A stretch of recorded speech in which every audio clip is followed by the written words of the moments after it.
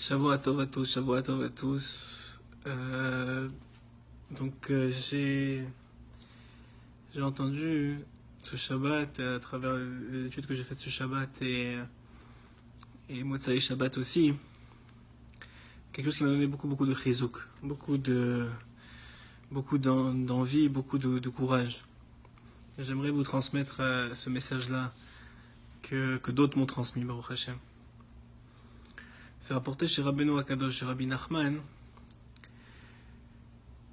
que vous savez qu'on vient de passer la paracha Kitavo, qui est une paracha dans laquelle est contenu beaucoup de malédictions. Et Ramim nous disent pourquoi est-ce que la paracha elle arrive à ce moment-là de l'année. Pour rappeler au peuple d'Israël, on voit tout ce qui se passe dans le monde, que Hachem, il est capable de montrer qu'il est digne, qu'il peut avoir un jugement sévère qui peut s'exprimer dans le monde.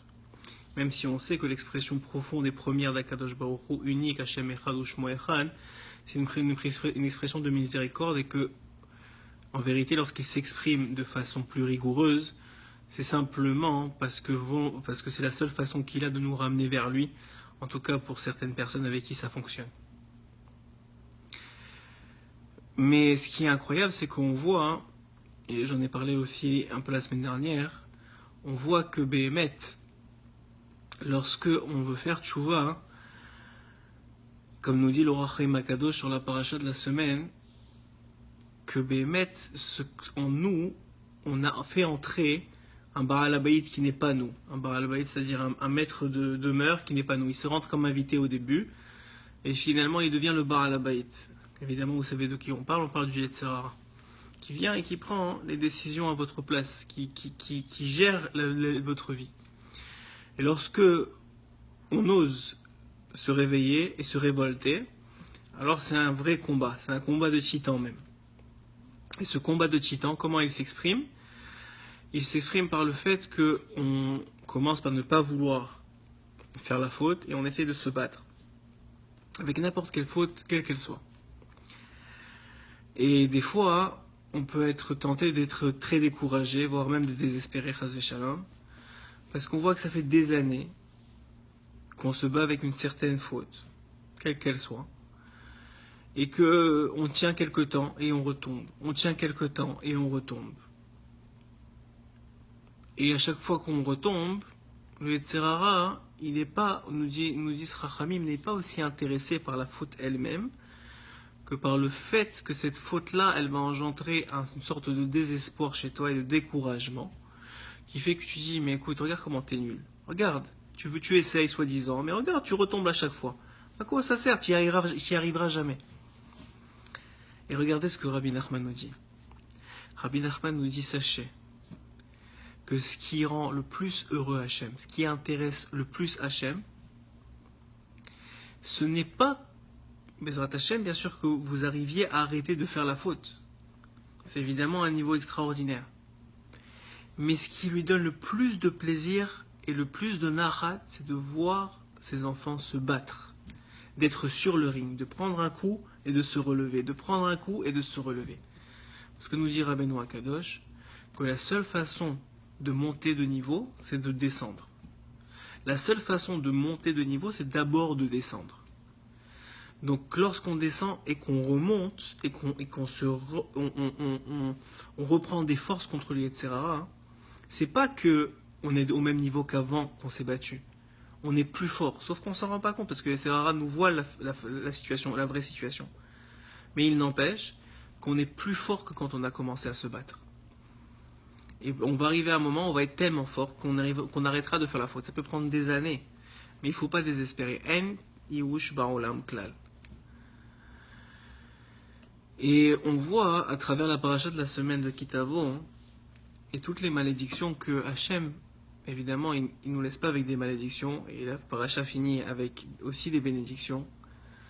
Mais surtout, la plus grande bénédiction, et ça on apprend ça de Yaakov quand il a voulu bénir ses enfants, c'est pas une bracha, mais c'est un conseil. Un conseil, s'il est bien appliqué, peut être la plus grande des bénédictions pour un homme.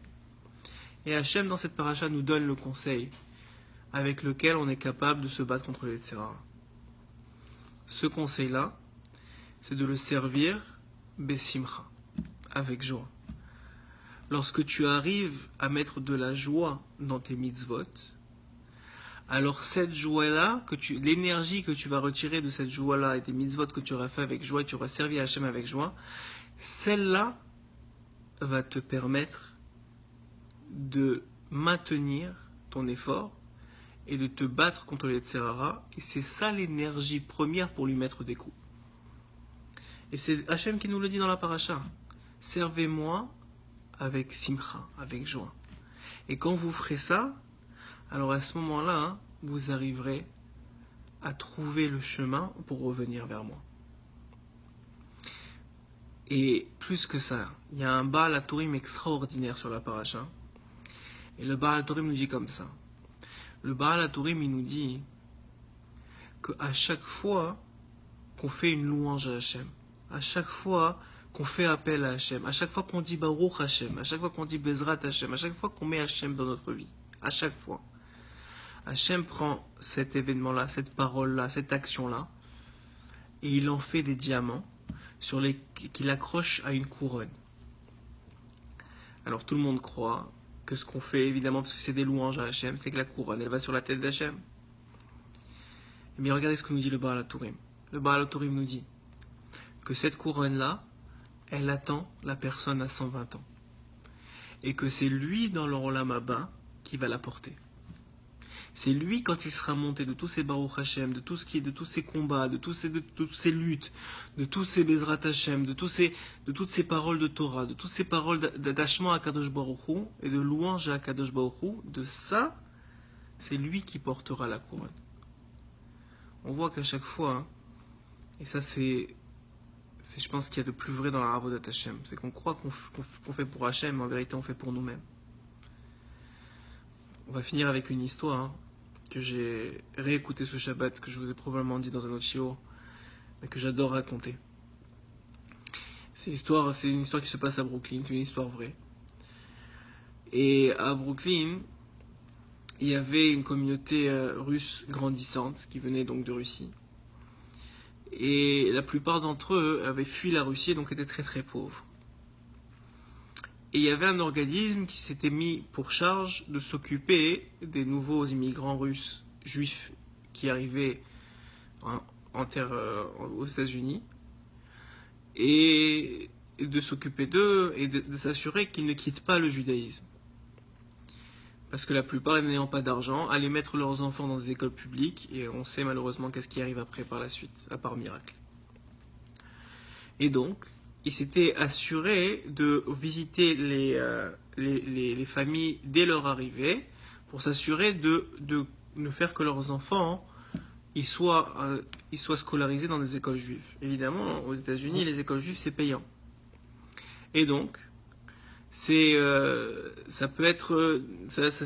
et comme ils n'avaient pas d'argent, c'était compliqué. Donc, ils allaient, évidemment, chez les riches de... Et donc, qu'est-ce qu'ils avaient l'habitude de faire, cet organisme-là? C'est de chercher des donateurs pour qu'ils puissent subventionner ces familles qui en avaient besoin.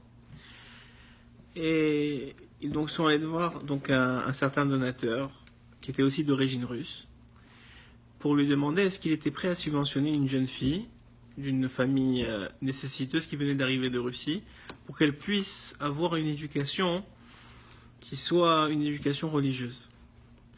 Et malgré que ce donateur-là n'était pas du tout religieux, il a pris sur lui cette mitzvah extraordinaire de subventionner un enfant juif pour qu'il puisse aller à l'école juive et suivre une éducation religieuse. Et tous les mois, sans manquer, il envoyait, pour cette fille-là dont il ne connaissait pas le nom, tous les mois, il envoyait le montant qui était nécessaire pour payer son éducation. Comme ça, pendant des années jusqu'à qu'elle quitte l'école et qu'elle rentre à l'université. Et bon, Hachem, il a eu un grand sroud de pouvoir aider une jeune fille. Cette jeune fille, Baruch Hashem, elle a grandi, elle a évolué dans le derrière de la Torah et des mitzvot, et elle est partie étudier pour pouvoir apprendre un métier. Lorsqu'elle est partie, elle se retrouvait dans une classe, évidemment, où il n'y avait pas forcément, surtout à New York, Il n'y avait pas forcément que des gens religieux et même pas que des juifs. Et elle s'est retrouvée dans une classe assez où il y avait un peu de tout. Et donc elle a commencé à étudier. Elle s'est rendue amie. Elle a eu une amie qui était juive, d'origine russe elle aussi, mais pas très religieuse. Et un jour, en étudiant à la bibliothèque, elle s'est retrouvée en face de cette amie-là. Et cette amie lui a demandé, dis-moi, est-ce que tu cherches par hasard un shidour? Alors la fille religieuse, elle lui a dit, elle s'appelait Hana. Alors la fille religieuse elle lui a dit, oui, enfin ça veut dire oui, mais je pense pas que les gens autour de toi, ce soient des gens qui correspondent à ce que je recherche, sans vouloir te vexer. Et, et donc son amie, elle lui a dit, écoute, je sais très bien de qu'est-ce que tu recherches, sûrement quelqu'un de très religieux, et bon, Hachem, mon frère, il a fait tchouva, il est allé en Israël, à l'Yeshiva, il est revenu il y a quelques mois, et lui aussi il cherche un shidour. Peut-être que vous iriez bien ensemble. Et donc elle les a présentés, ils ont fait le shidour, et Baruch Hashem, c'était un très bon shidour, et ils ont très vite avancé dans la décision de se marier ensemble. Évidemment, quand ils ont pris la décision de se marier ensemble, ils ont décidé de faire la rencontre des familles. Et donc la famille de la fille s'est fait inviter chez la famille du père. Et à ce moment-là, hein, le rave de l'école qui suivait toujours la fille et qui était rave impliqué dans la communauté, il a entendu parler de ce shidour-là. Et il a réalisé que cet homme-là, qui avait tellement donné tous les mois comme mitzvah, sans rien demander en retour, pour éduquer une fille qui n'avait pas de quoi, finalement, qui n'avait pas de quoi payer son école, il a réalisé que cette fille-là, c'était la même maintenant qu'il allait avoir comme belle-fille. Et que c'est elle qui allait devenir la mère de ses petits-enfants. Et que finalement, tout ce qu'il a fait, c'est qu'il a payé l'éducation de toute sa descendance. On voit par cette histoire vraie, Baruch Hashem extraordinaire, que Béhémet Hashem, il nous demande il nous demande de faire des choses pour lui. Et Béhémet, il faut les faire pour lui. Il faut les faire et se convaincre et travailler pour le fait de les faire l'ishma, comme dit la Gemara. L'ishma, ça veut dire les Shem Shamaim, au nom du ciel. Mais sachez que tout ce qui est fait au nom du ciel, c'est la différence, nous dit Rabbi Nachman, entre les tzadikim et les rechaim. Quand tu fais quelque chose pour un tzadik, en vérité, c'est lui qui te donne. Quand un rachat, tu as l'impression qu'un rachat, il fait quelque chose pour toi, il te donne quelque chose, en vérité, il prend.